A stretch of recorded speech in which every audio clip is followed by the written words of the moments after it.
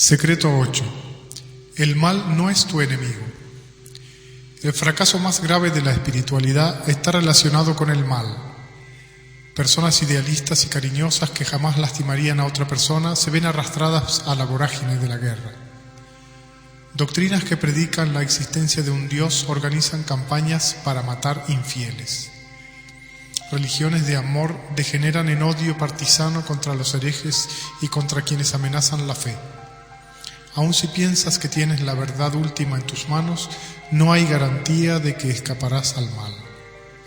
Ha ocurrido más violencia en nombre de la religión que por cualquier otro motivo.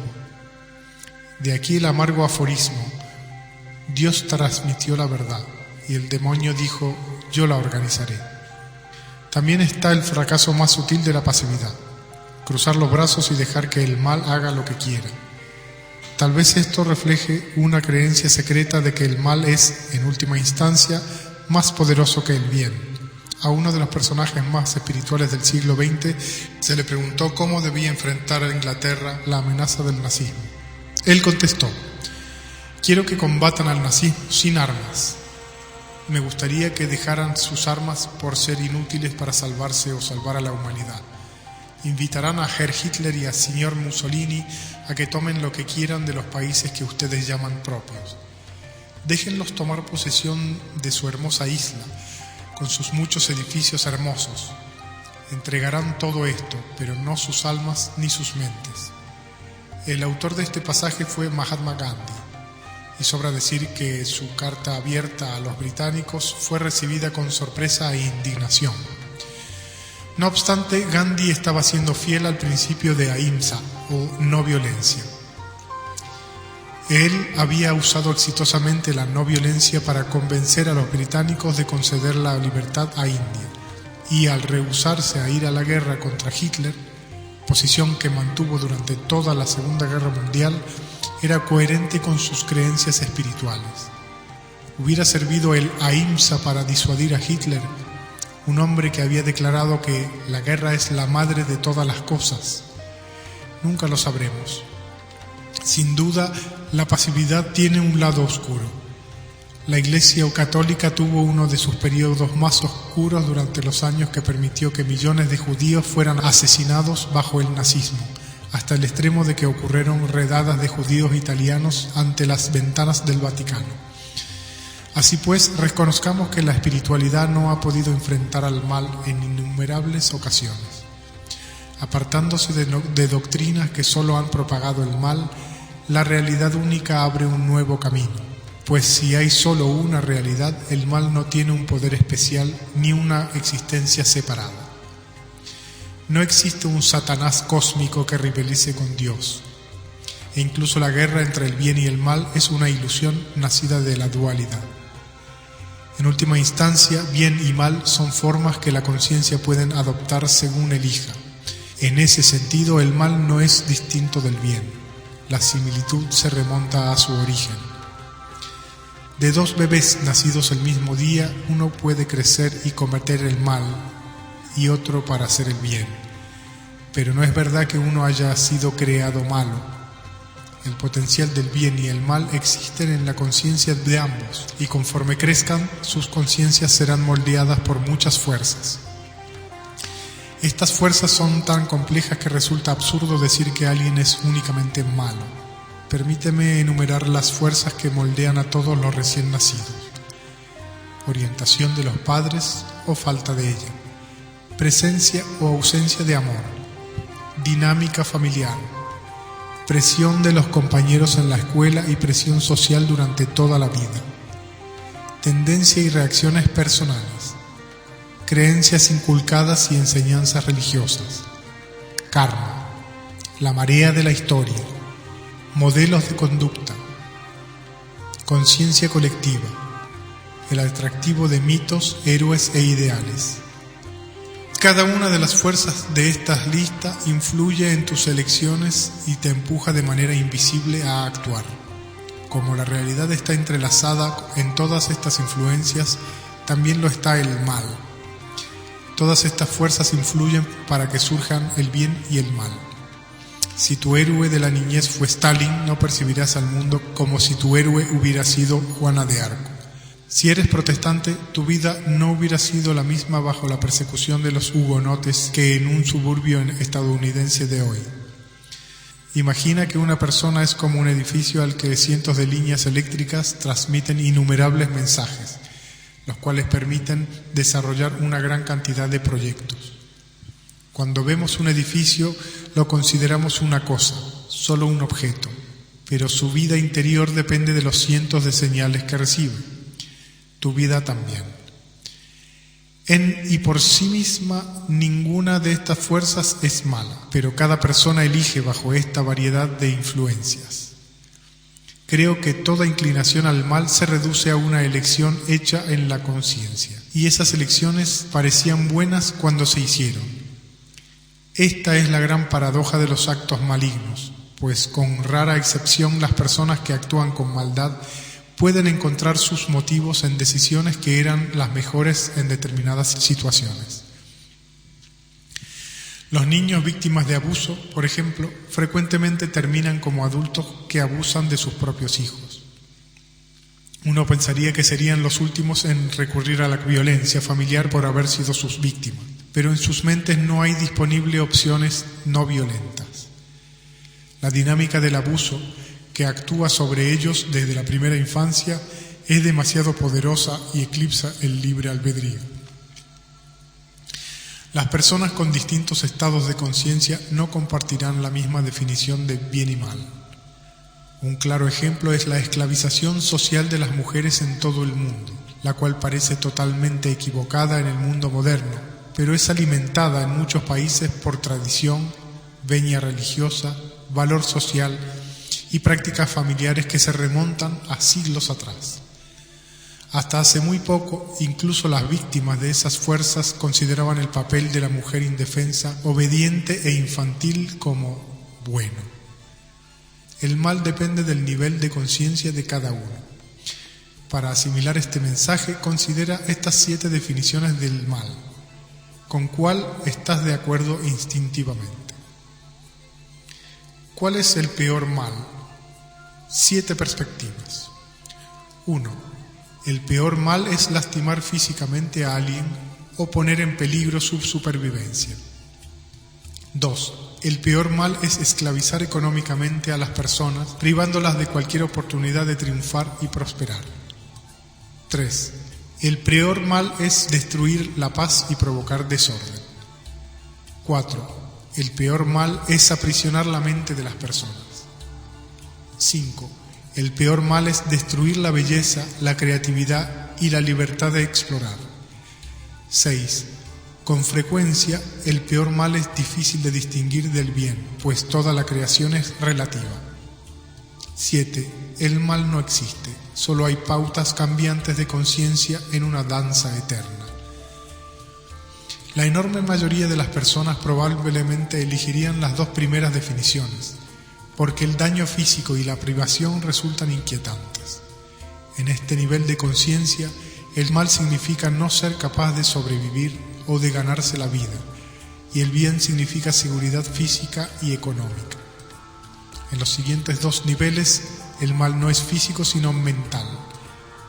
El temor más grande no es verse privado de alimento, sino de perder la libertad de pensamiento y ser forzado a vivir en el caos y el malestar.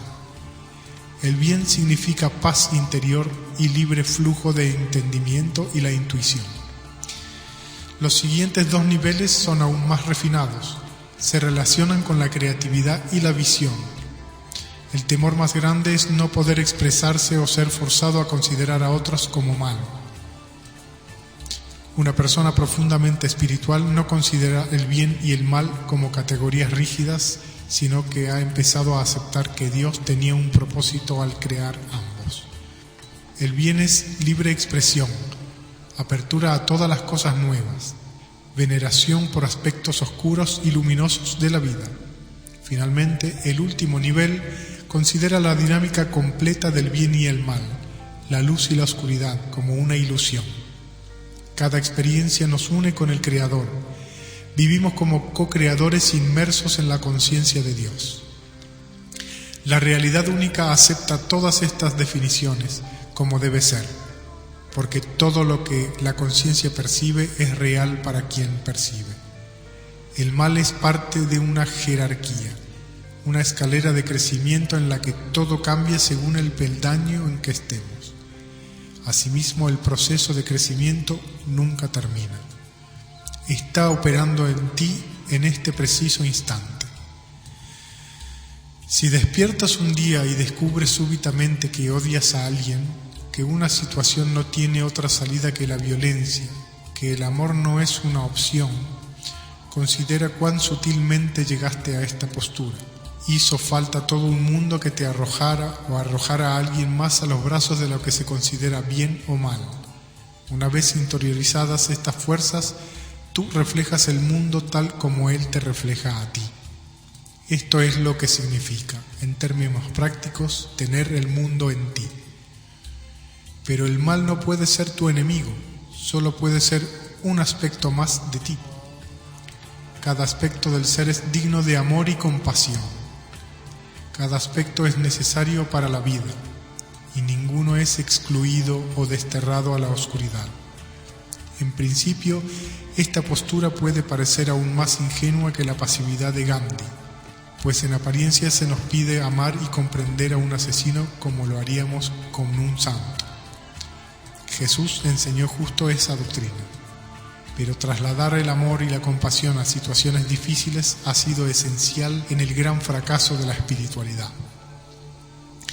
La violencia hace que el amor se venga abajo, convirtiéndose en temor y odio. Pero quien hace esto no es el mal, son las fuerzas que operan en la conciencia. Aquí es donde el bien y el mal se hacen iguales. Puedo dar un ejemplo asombroso de lo que quiero decir. En 1971 se pidió a algunos alumnos de la Universidad de Stanford que participaran como voluntarios en un inusitado experimento de desempeño de papeles.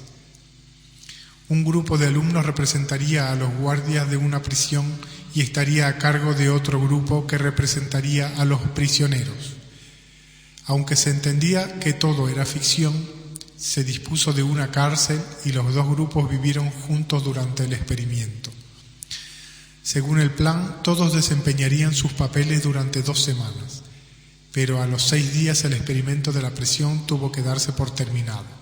¿El motivo?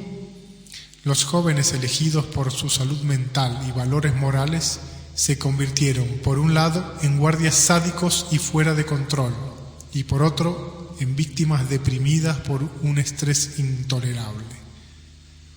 Los profesores encargados del experimento estaban sorprendidos, pero no podían negar lo ocurrido. El investigador en jefe, Philip Zimbardo, escribió: «Mis guardias repetidamente desnudaban, encapuchaban, encadenaban, privaban de comida y de implementos para dormir a sus prisioneros. Los incomodaban y los hacían lavar sus excusados con las manos descubiertas. Aquellos que no cayeron en un comportamiento tan atroz no hicieron nada por detener a los que sí. El paralelismo con los infames actos de los guardias estadounidenses en Irak en 2004 indujo a Zimbardo a sacar de nuevo a la luz el experimento de Stanford, después de más de 30 años. Los guardias cayeron en todos los extremos salvo la tortura física abierta. Zimbardo recuerda con tristeza: conforme el tedio por su trabajo aumentaba, empezaron a utilizar a los prisioneros como juguetes e idearon juegos cada vez más humillantes y degradantes para ellos. Con el tiempo, estas distracciones tomaron un giro sexual. Por ejemplo, hacían que los prisioneros simularan actos de sodomía entre sí. Cuando me di cuenta de ese comportamiento anormal, clausuré la prisión de Stanford». ¿De dónde vino ese comportamiento incontrolado? Por comodidad solemos decir que está presente en algunas manzanas podridas, pero el experimento de Stanford sugiere algo más turbador. El mal existe en todos como una sombra, por la sencilla razón de que el mundo está en todos.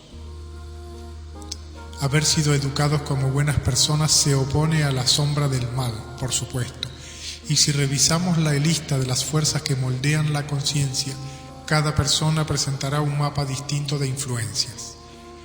Pero aun si tienes la fortuna de hacer buenas elecciones, debes reconocer que en alguna parte de ti la sombra existe. La sombra fue tomada por las mismas situaciones cotidianas que moldearon nuestra conciencia y es liberada por situaciones nuevas semejantes. Si de niño sufriste abusos, la compañía de niños puede despertar esos recuerdos. Los investigadores de Stanford elaboraron una lista de situaciones que orillan a las personas a hacer cosas que llamaríamos malas o al menos ajenos a nuestro ser real. Yo la he desarrollado a la luz de lo que conocemos sobre el dualismo y la separación. Incubación del mal. Situaciones que liberan la energía de la sombra. Eliminación del sentido de compromiso. Anonimato. Entornos deshumanizadores.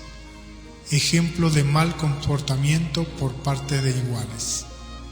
Testigos pasivos. Estratos rígidos de poder. Caos y desorden imperantes. Ausencia de significado. Autorización implícita para hacer daño. Mentalidad nosotros contra ellos. Aislamiento. Falta de responsabilidad. ¿Son estas situaciones intrínsecamente malas? En comparación con la primera lista, esta parece tener un elemento maligno, dejando a un lado las prisiones en las que uno espera que lo peor de la naturaleza humana se manifieste. Como médico he presenciado abusos similares en los hospitales. Sin lugar a duda, los hospitales no son malos, fueron establecidos para hacer el bien, pero la sombra no se relaciona con quién es bueno o malo, se relaciona con energías confinadas que buscan una salida, y en los hospitales abundan las situaciones antes mencionadas. Los pacientes están indefensos ante la autoridad de los doctores y enfermeras, son deshumanizados por la rutina fría y mecánica, están aislados de la sociedad, son casos anónimos, entre otros miles, etc. Si se presentan las circunstancias adecuadas, la energía de la sombra de cualquier persona saldrá a la superficie. Concentrémonos entonces en la sombra, el área donde la conciencia se ha distorsionado hasta el grado de que podemos realizar elecciones malignas. Ten en mente la palabra podemos, pues aún en las condiciones más deshumanizadoras hay personas buenas que siguen siendo buenas, esto es, que son capaces de resistir o controlar la liberación de su energía de las sombras. El famoso psicólogo suizo Jung fue el primero que utilizó la sombra como término médico, pero yo quiero hablar en general de los lugares ocultos donde reprimimos aquello de lo que nos sentimos culpables o avergonzados. Llamaré a este lugar la sombra, y creo que pueden decirse algunas verdades sobre ella. La sombra es personal y universal al mismo tiempo. Cualquier cosa puede guardarse allí. Todo lo que se guarda en la oscuridad se distorsiona. La intensidad de las energías de la sombra es una manera de hacerse notar. Cuando dirigimos nuestra conciencia a cualquier energía, ésta se distiende. La sombra en sí no es mala y por tanto no es tu enemigo. Si analizamos cada concepto, podemos modificar la temerosa designación de lo demoníaco, casi siempre en otra persona, como encarnación del mal. La sombra es personal y universal al mismo tiempo. Todos albergamos un patrón único de vergüenza y culpa. Cosas simples como la desnudez, el acto sexual, la ira y la ansiedad dan origen a sentimientos terriblemente complejos. En una sociedad, ver a la propia madre desnuda puede resultar trivial, mientras que en otra podría ser una experiencia tan traumática que solo podría enfrentarse enterrándola en la sombra. No hay una diferencia clara entre sentimientos personales, familiares y sociales. Los tres se mezclan y entrelazan. Pero aun si sientes vergüenza por haber golpeado a un pendenciero en el patio de la escuela cuando tenías 7 años, y otra persona piensa que haber hecho lo mismo fue un momento importante en el desarrollo de su valentía personal, tener una sombra es tanto universal como personal. La psique humana cuenta con un escondite, y para la mayoría de las personas ese lugar es absolutamente necesario, dada la enorme dificultad de enfrentar nuestros impulsos más oscuros y humillaciones más profundas. Cualquier cosa puede guardarse allí. La bóveda de seguridad del banco donde guardas tus pertenencias más preciadas es como la mazmorra de una prisión. Lo mismo puede decirse de la sombra, aunque generalmente se utiliza el término para describir un escondite de energías negativas.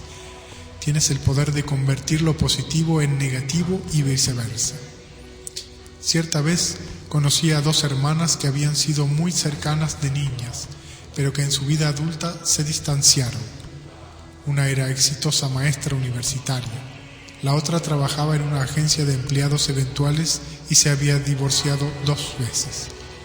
La hermana exitosa dice que su niñez fue maravillosa, la otra dice que la suya fue traumática. ¿Recuerdas cuando papá te encerraba en el baño durante 6 horas luego de hacer algo malo? Escuché que la hermana desdichada le decía a la otra: eso fue decisivo para mí.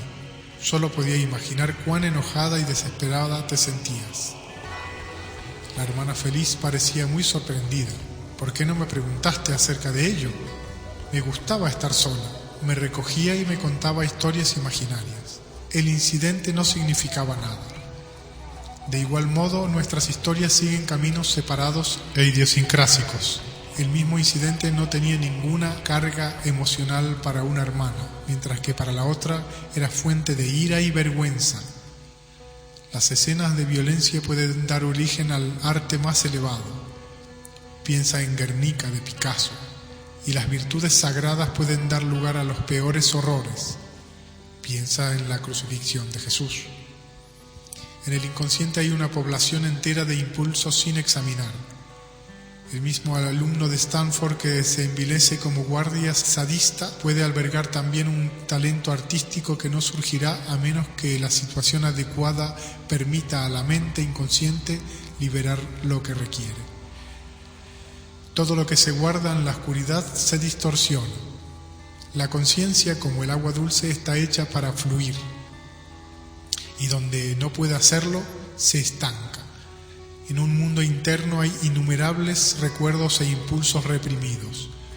Tú no les permites fluir, o lo que es lo mismo, liberarse, y por tanto no tienen otra opción que estancarse. Los impulsos buenos mueren por no llevarlos a la práctica. El amor se hace tímido y temeroso cuando no se expresa. El odio y la ansiedad crecen hasta el infinito. La característica fundamental de la conciencia es que puede organizarse en nuevos patrones y diseños. Si no permites que tu conciencia vaya a donde necesita ir, el resultado es energía desorganizada.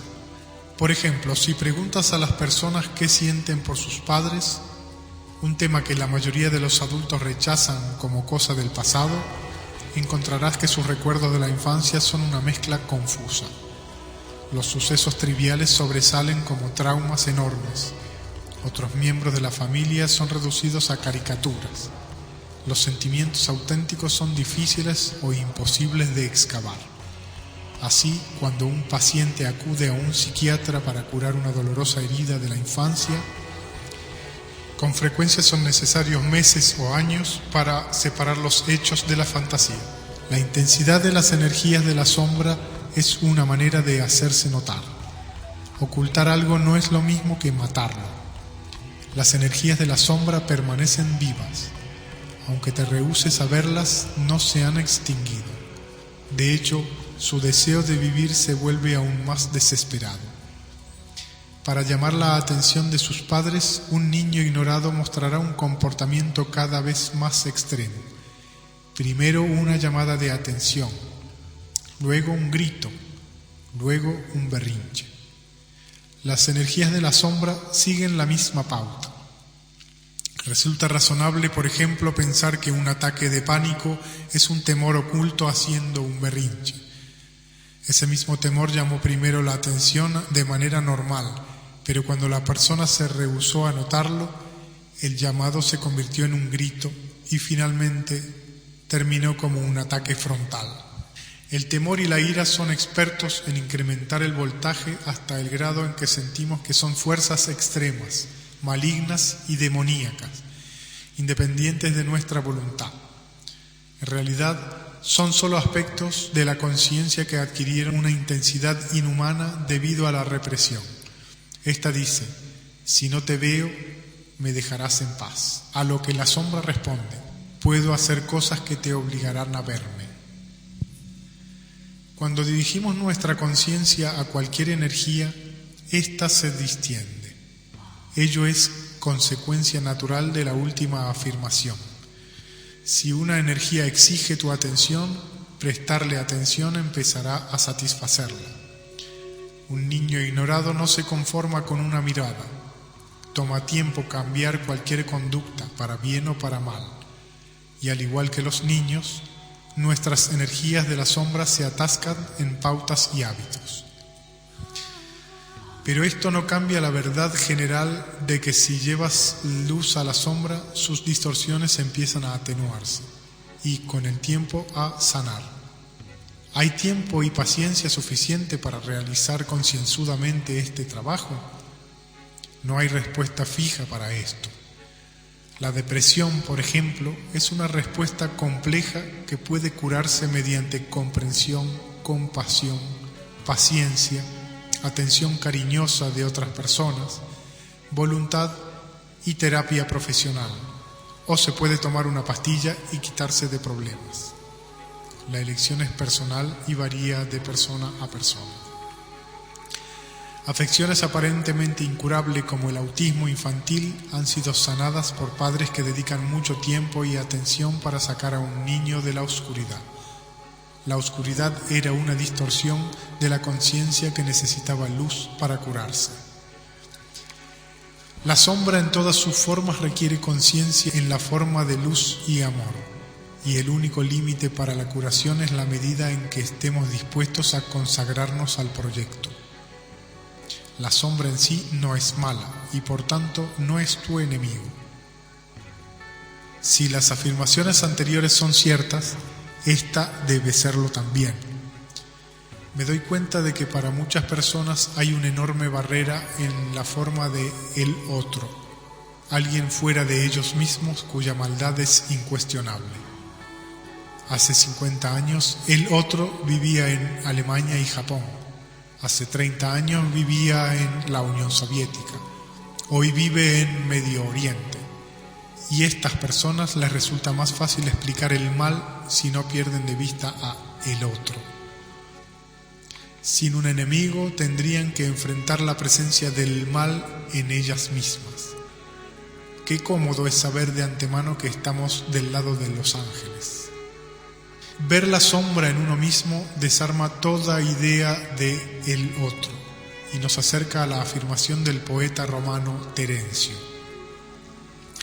Nada humano me es ajeno. No obstante, ¿es posible eliminar tan rápidamente el mal absoluto? Las encuestas muestran que la mayoría de las personas creen en la existencia de Satanás, y muchas sectas religiosas creen firmemente que el demonio anda suelto en el mundo y modifica secretamente la historia mediante sus obras malignas. No parece que el bien tenga oportunidad de vencer al mal. Tal vez su combate sea eterno y nunca se resuelva. De cualquier forma, tú puedes elegir en qué lado deseas estar. Este hecho elimina el absoluto del mal absoluto, pues por definición el mal absoluto vencería siempre y no encontraría obstáculos en la fragilidad de las elecciones humanas. Sin embargo, la mayoría de las personas no acepta esta conclusión. Contemplan el drama del bien y el mal como si él y no ellos tuvieran el poder, hipnotizado por imágenes de la última epidemia de crimen, guerra y catástrofe. Ni tú ni yo podemos resolver como individuos el problema de la maldad en gran escala, y esta sensación de impotencia magnifica la creencia de que, al fin y al cabo, el bien no vencerá. Pero para lidiar con el bien hay que mirarlo, no con horror ni como si fuera un espectáculo, sino con la atención que prestarías a cualquier problema que te interesara seriamente. Para muchas personas es tabú mirar al mal. El tema de la mayoría de las películas de terror es que si te acercas demasiado, recibirás lo que mereces. Pero los hechos relacionados con la maldad personal son más triviales que terroríficos. En todos nosotros hay impulsos alimentados por un sentido de la injusticia, o sentimos que alguien nos ha hecho un daño imperdonable por el que albergamos rencores y resentimiento. Cuando eres tratado injustamente o sufres un daño en lo personal, la emoción natural es la ira. Si esta ira no puede salir, se encona y crece en la sombra. Arremeter mientras la contienes resulta inútil. La ira conduce a un ciclo de violencia. La culpa puede hacerte sentir como una mala persona simplemente por tener un impulso o abrigar un pensamiento. Eso significa estar en un doble aprieto. Si arremetes y regresas el daño que recibiste, habrás hecho algo malo. Pero si mantienes la ira dentro de ti, puedes sentirte igualmente malo. No obstante, la violencia puede domarse descomponiéndola en fragmentos manejables. Las emociones negativas se alimentan de ciertos aspectos de la sombra que son manejables. La sombra es oscura. Todos tenemos una sombra debido al contraste natural entre oscuridad y luz. La sombra es secreta. Almacenamos impulsos y sentimientos que queremos mantener en privado. La sombra es peligrosa. Los sentimientos reprimidos tienen el poder de convencernos de que pueden matarnos o volvernos locos. La sombra está envuelta en el mito. Durante generaciones las personas la han considerado guarida de dragones y monstruos. La sombra es irracional. Sus impulsos luchan contra la razón, son explosivos y obstinados. La sombra es primitiva. Es indigno de una persona civilizada explorar este ámbito. Apesta a osario, a prisión, a manicomio, a baño público. La negatividad recibe su poder del hecho de que se alimenta de todas estas características a la vez. Una maldad secreta, oscura, primitiva, irracional, poderosa y mítica es mucho menos convincente si la descompones en una característica a la vez. Pero este proceso de fragmentación del mal no resultará convincente mientras no lo apliques a ti mismo. Hagámoslo entonces. Piensa en un tema candente en este momento, el terrorismo. Desde cualquier punto de vista, infligir terror en personas inocentes es un acto de cobardía y maldad infame. Ahora relaciónalo contigo. Imagínate tan encendido por la intolerancia y el odio religioso que estás dispuesto a matar. Si el terrorismo no tiene una carga suficientemente fuerte para ti en lo personal, examina algún sentimiento que puedas tener basado en el racismo, la venganza o el abuso doméstico. Cualquier tema que provoque un impulso asesino en ti. No importa cuán maligno sea tu impulso, puede descomponerse en pasos para resolverlo. Oscuridad. Pregúntate si en verdad eres tú quien tiene ese impulso, el tú que ves en el espejo cada mañana. La oscuridad se combate permitiendo entrar la luz. Freud llamó a esto reemplazar el ello con el ego, lo que significa que el ello, lo indomable en nosotros, necesita ser acarreado de vuelta al reino del yo, la persona que sabes eres. Dicho de manera más sencilla, la conciencia necesita ir al lugar donde no se le permitió entrar. Reserva. Revela tu impulso maligno a alguien en quien confíes. La reserva se combate enfrentando honestamente las cosas que parecen vergonzosas o culpables. Abordas todos tus sentimientos frontalmente, sin negación. Peligro. Libera tu ira en voz alta y mantente con ella mientras disminuye. Proponte que esta liberación no sea simplemente dar rienda suelta a tu furia, sino en verdad dejarla ir. El peligro se combate desactivando la bomba, esto es, encuentras la ira explosiva que acecha en tu interior y la disipas. La ira es el instinto primario de los impulsos malignos. Como todos los impulsos, se presenta con distintas intensidades, e incluso una furia intensa puede desinflarse hasta convertirse progresivamente en furia controlada, ira justificada, indignación y finalmente en ofensa personal. La ofensa personal no es difícil de disipar una vez que logras liberar la intensidad acumulada que se convierte en furia incontrolable. Mito. Piensa en un héroe que manejara tus sentimientos de manera diferente y siguiera siendo heroico. La violencia es parte del heroísmo, pero también lo son muchas otras características positivas. El mito es imaginativo y creativo. Por tanto, puedes pensar en cualquier mito y darle un giro distinto.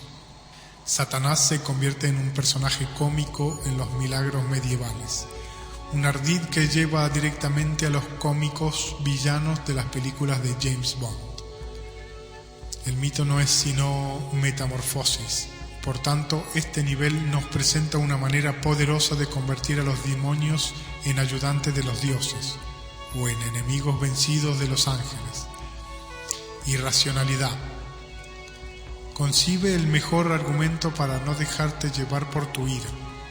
No lo hagas emocionalmente. Imagínate como un consejero adulto de un adolescente caprichoso que está a punto de arruinar su vida. ¿Qué le dirías para que entrara en razón? La irracionalidad se combate con persuasión y lógica. Las emociones son mucho más apasionantes y poderosas que la razón, pero no serán capaces de escapar de su mundo, donde solo los sentimientos prevalecen, mientras el proceso de pensamiento no les dé una razón para sentirse de otro modo. Por sí mismos, sin la mente, los sentimientos se mantienen iguales y crecen en intensidad con el tiempo. Un ejemplo común. Imagina que estás enojado porque un niño de gorra roja rayó tu auto. El niño corre y escapa. Al día siguiente lo ves y lo alcanzas, pero cuando se da vuelta, descubres que es otro niño. La ira se convierte en embarazo, porque la mente pudo introducir una idea simple, persona equivocada. Primitivismo. Sin excusas ni racionalizaciones, expresa tu furia como una bestia desbocada. Gruñe, aúlla, retuércete, suelta tu cuerpo. Permite que lo primitivo sea primitivo dentro de los límites seguros. Los sentimientos primitivos se combaten en su propio nivel, como vestigios del cerebro primario. Te quitas el disfraz de persona civilizada. Este nivel de conciencia es aún más profundo que el de la emoción. El área más primitiva de todas, conocida como el cerebro reptil, interpreta el estrés como una lucha de vida o muerte por la supervivencia. En este nivel experimentas tu sentido razonable de la injusticia como pánico ciego y ferocidad ciega. Aunque tus impulsos no alcancen nunca la violencia, los impulsos ordinarios se intensifican en la sombra, donde no puedes verlos. Siempre que te sientas resentido o enojado sin motivo, al borde de las lágrimas sin razón, sin poder explicar por qué súbitamente tomaste una decisión precipitada, estás sintiendo los efectos de la energía que se acumula de manera encubierta en la sombra. La sombra se ha acostumbrado a estar reprimida, por tanto, el acceso a esta región de la mente no es sencillo. El ataque frontal tampoco funciona. La sombra sabe cómo resistir.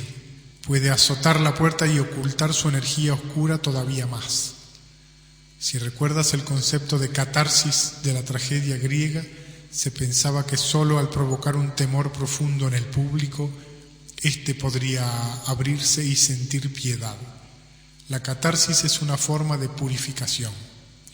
En este caso, se lograba de manera indirecta, haciendo ver al público acciones aterradoras de la vida de un personaje en el escenario.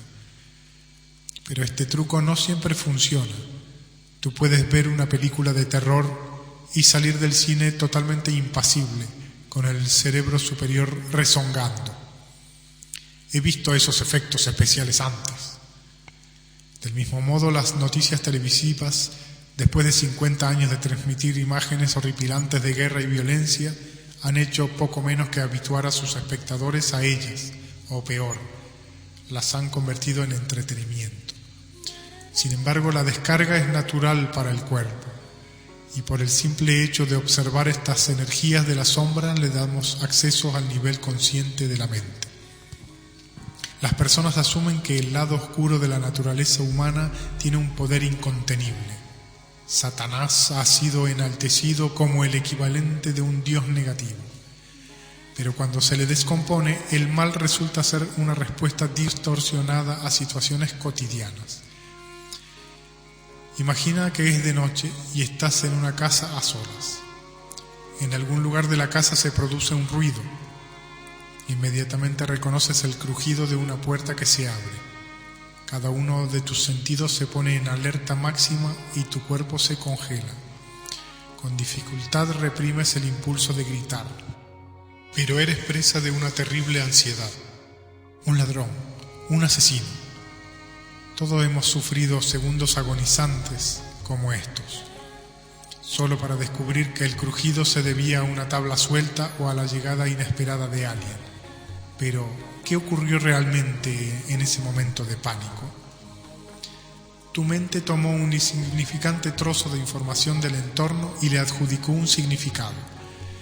El crujido de una puerta no tiene significado en sí mismo, pero si inconscientemente albergas temores de ser atacado en la oscuridad, y es imposible no albergar temores como estos, el salto de un trozo de información sensorial a la ansiedad máxima parece automático. Pero en el intervalo entre el ruido y tu reacción se coló una interpretación y fue la intensidad de esta. Alguien está entrando, me va a asesinar, la que creó el peligro. Mi planteamiento es que el mal nace de la separación entre cuerpo y mente. No existe un poderoso gobernante en el reino del mal. Satanás comenzó como un momento de estímulo sensorial que se salió totalmente de control. Piensa en el miedo a volar, una de las fobias más comunes. Las personas que la padecen suelen recordar vívidamente cuándo comenzó.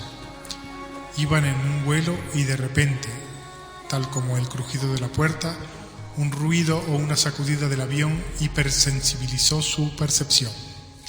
Sensaciones insignificantes como la vibración de la cabina o el sonido irregular del motor repentinamente se volvieron siniestras. Entre estas sensaciones y la reacción del miedo hubo un intervalo de una fracción de segundo. Aunque pequeño, dicho intervalo dio lugar a una interpretación. «Vamos a estrellarnos, voy a morir», se adhiriera violentamente a lo que el cuerpo estaba sintiendo. Un instante después, los síntomas típicos de la ansiedad: manos sudorosas, boca seca, pulso acelerado, mareos y náuseas, contribuyeron a la persuasión de la amenaza. Los fóbicos recuerdan ese primer momento de pánico incontrolable sin ser capaces de dividirlo en segmentos. Por lo tanto, no se dan cuenta de que ellos crearon esa reacción. El temor fue consecuencia de los siguientes ingredientes. Situación.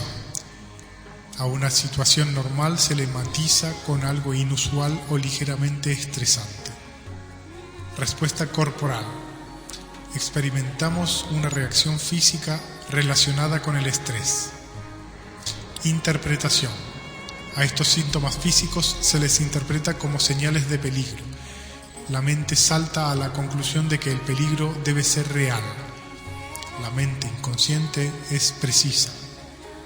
Esta es la razón por la que las pesadillas parecen tan amenazadoras como sucesos reales. Decisión. La persona elige pensar: estoy asustado ahora. Como estos ingredientes se fusionan rápidamente, parecen una sola respuesta cuando en realidad es una cadena de breves acontecimientos. Cada eslabón de la cadena es una elección. La razón por la que no damos a cada sensación una interpretación reside en que la mente humana fue construida para encontrar significados en todas partes. Las fobias parecen tratarse dirigiendo lentamente al individuo fóbico por esa primera cadena de sucesos y permitiéndolo elaborar nuevas interpretaciones. Al retrasar la respuesta y darle tiempo a la persona a analizarla, el nudo del miedo puede desatarse. Gradualmente los ruidos asociados con el vuelo regresan a un terreno neutral e inofensivo. El fugaz intervalo entre sensación e interpretación es el lugar de nacimiento de la sombra. Cuando entras en el intervalo y ves cuán intangible es todo, los fantasmas empiezan a dispersarse. Actualmente el terrorismo está muy presente en la mente de las personas, por lo que no podemos pasar por alto el asunto de la maldad colectiva.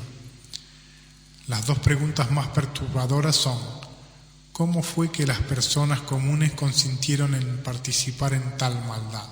¿Y cómo fue que personas inocentes llegaron a ser víctimas de tales atrocidades? El experimento de la prisión de Stanford y nuestro examen de la sombra se acercan a responder estas preguntas. Aunque no puedo dar una respuesta que satisfaga a todos, siempre que surge el tema de la verdad, todos nos vemos confrontados por nuestras propias sombras.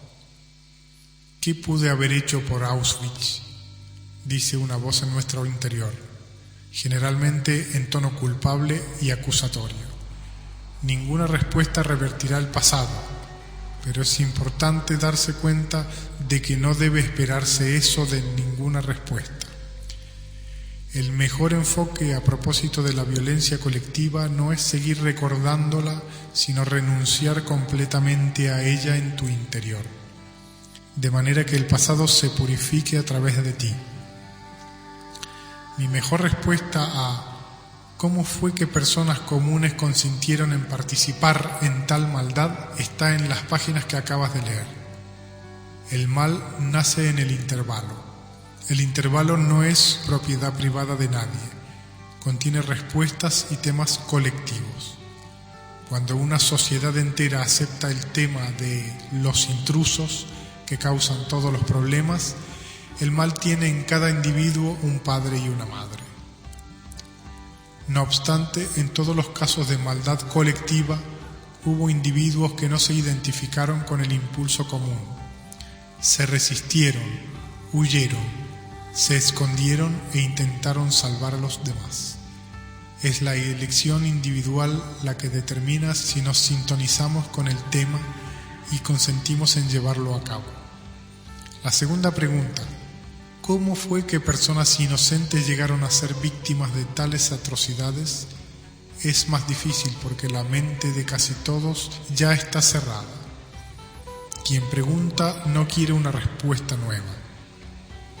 Hay demasiada ira justificable, demasiadas certezas de que Dios volvió la espalda, de que nadie quiso arriesgar su vida para detener el terrible mal hecho a otros.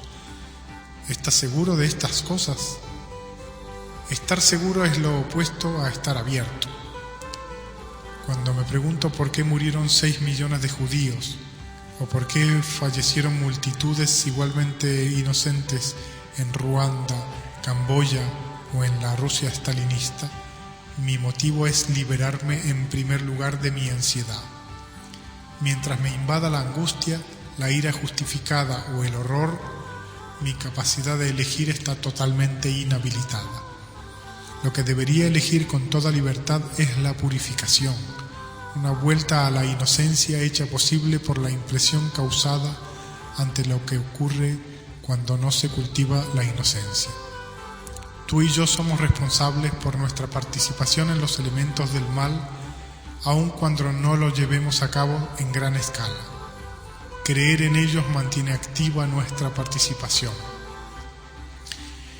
Es nuestro deber no creer en la inocuidad de la ira, los celos y el enjuiciamiento de los demás. ¿Hay alguna razón mística por la que una persona inocente se convierte en blanco del mal? Por supuesto que no. Las personas que hablan del karma de las víctimas como si algún destino oculto hubiera provocado esa lluvia de destrucción, hablan desde la ignorancia. Cuando una sociedad entera participa en la maldad colectiva, el caos extremo refleja el desorden interno. La sombra ha hecho erupción a gran escala. Cuando esto ocurre, las víctimas quedan atrapadas en la tormenta, no porque tengan ningún karma oculto, sino porque aquella es tan violenta que traga a todos. No considero que la relación del bien y el mal sea una lucha de absolutos. El mecanismo descrito en el que las energías de la sombra acumulan poder privado a la persona de libre albedrío me resulta muy convincente. Puedo ver que esas energías oscuras operan en mí y tomar conciencia es el primer paso para iluminar la oscuridad. La conciencia puede reelaborar cualquier impulso. Por tanto, no acepto que existan personas malas, solo personas que no han enfrentado sus sombras. Siempre hay tiempo para hacerlo, y nuestras almas están abriendo caminos constantemente para dejar entrar la luz. Mientras esto ocurra, el mal nunca será esencial para la naturaleza humana. Cambia tu realidad para albergar el octavo secreto. El octavo secreto trata sobre la energía oscura de la mente. Para tomar una expresión utilizada en física, la sombra está fuera de la vista. Para encontrarla debes consagrarte a un viaje de descenso. Piensa que este viaje consiste en regresar para recuperar partes de tu vida que abandonaste porque te sentías muy avergonzado o culpable por ellas. La ira que surge de la sombra está vinculada con sucesos del pasado que nunca se resolvieron. Ahora esos sucesos han quedado atrás, pero sus residuos emocionales no.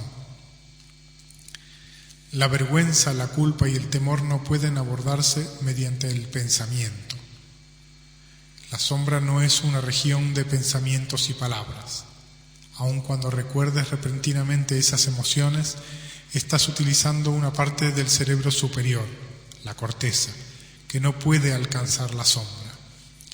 El viaje de descenso empieza solo cuando encuentras la puerta al cerebro primario, donde la experiencia se organiza no con base en la razón, sino en sentimientos intensos.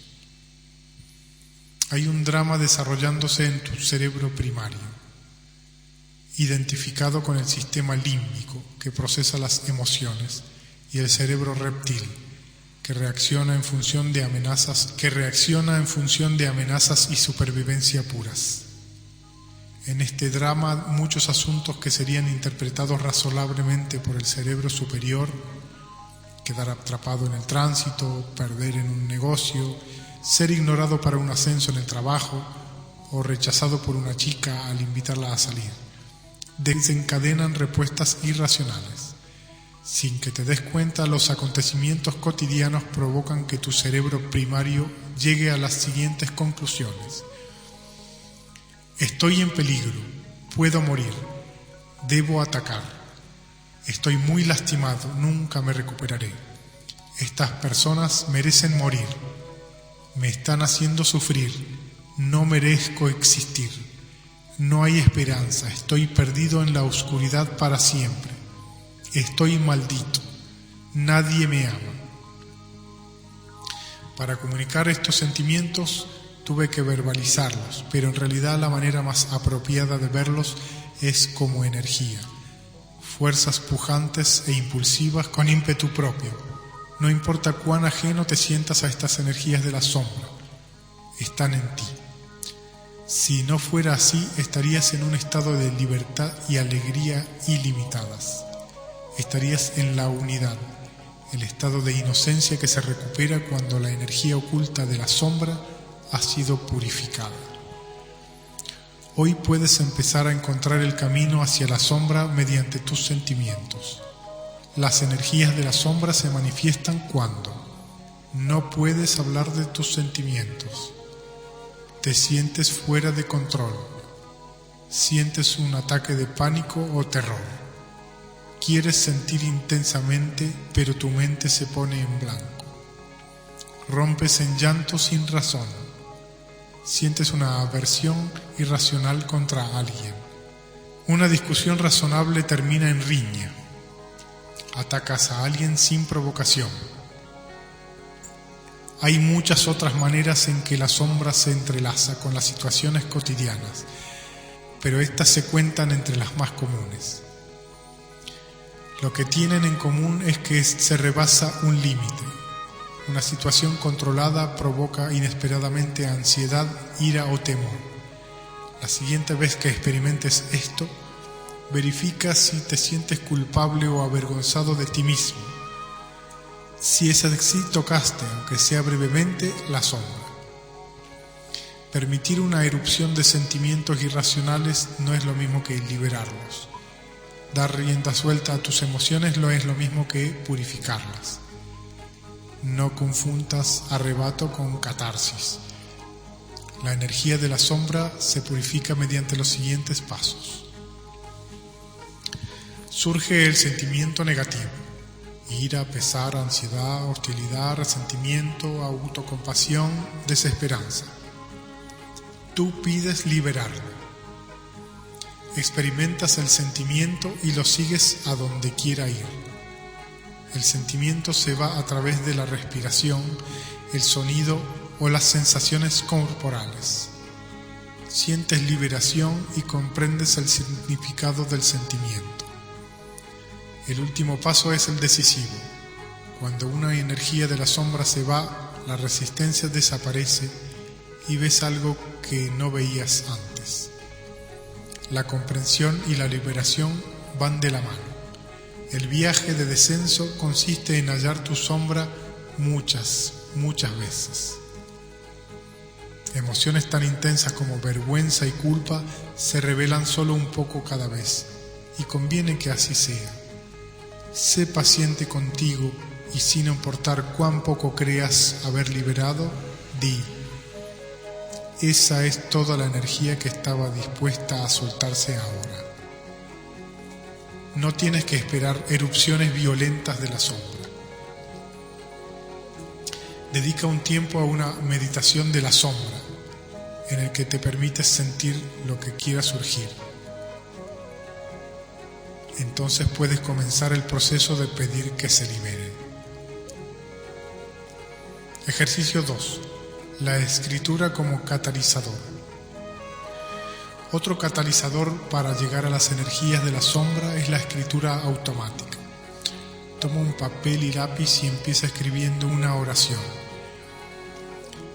Me estoy sintiendo muy tal cosa ahora. Llena ese espacio en blanco con cualquier sentimiento que surja, de preferencia uno negativo que hayas guardado ese día. Y sigue escribiendo, no te detengas, escribe lo más rápido que puedas y anota cualquier palabra que pueda fluir. Otras oraciones para iniciar este ejercicio. Lo que debí decir fue tal cosa. No puedo esperar decirle a alguien que yo tal cosa. Nadie puede impedirme decir la verdad acerca de tal cosa. Nadie puede escucharme decir esto, pero tal cosa. Mediante estos catalizadores te estás dando el permiso de expresarte, pero lo más importante es tener un sentimiento prohibido. Por eso las palabras no importan. Una vez que accedas al sentimiento no podrá empezar el trabajo real de liberación. Necesitas seguir adelante, sentirlo plenamente, pedir su liberación y seguir adelante hasta que logres comprenderte un poco más.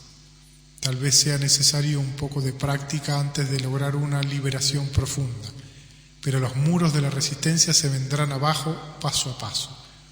La sombra está sutilmente entrelazada en la vida cotidiana, pero nunca tan oculta que no puedas sacarla a la luz.